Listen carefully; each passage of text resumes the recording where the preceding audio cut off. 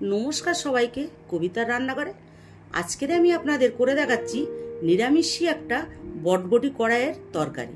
এইরকম ভাবে বটবটি কড়াইয়ের নিরামিষী তরকারি রুটি এবং ভাতের সাথে খেতে খুবই ভালো লাগে। চলুন তাহলে দেখিনি রেসিপিটি। প্রথমে আমি এখানে কড়াতে তেল দিচ্ছি। তেলটি আমার গরম হয়ে গেছে।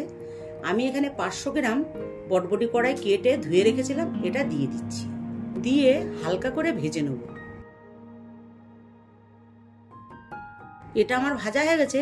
এরপর আমি নামিয়ে নিচ্ছি।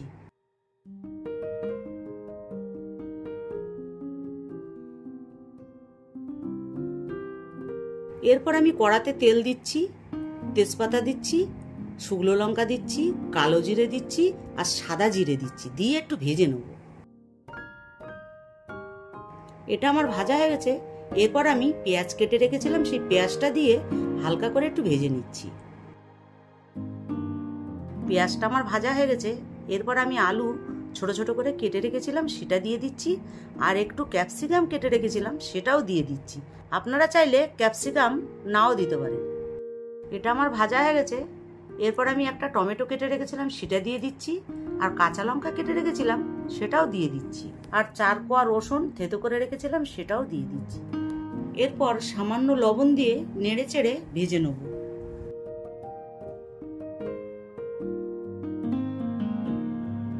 এটা একটু ভাজা হয়ে গেছে। এরপর আমি এতে একটু হলুদ দিচ্ছি, জিরের গুঁড়ো দিচ্ছি, ধনের গুঁড়ো দিচ্ছি, দিয়ে সামান্য জল দিয়ে ভালো করে মিশিয়ে নেব।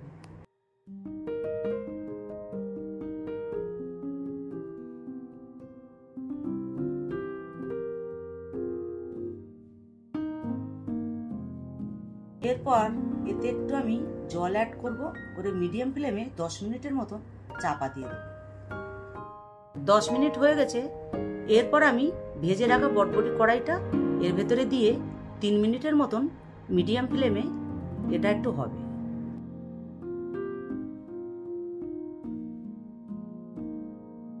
রেসিপিটি আমার কমপ্লিট হয়ে গেছে।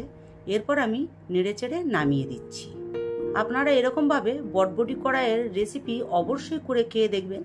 ভালো লাগলে লাইক, শেয়ার, কমেন্ট করবেন এবং নতুন নতুন রেসিপি দেখতে পাওয়ার জন্য অবশ্যই আমার চ্যানেলটিকে সাবস্ক্রাইব করবেন।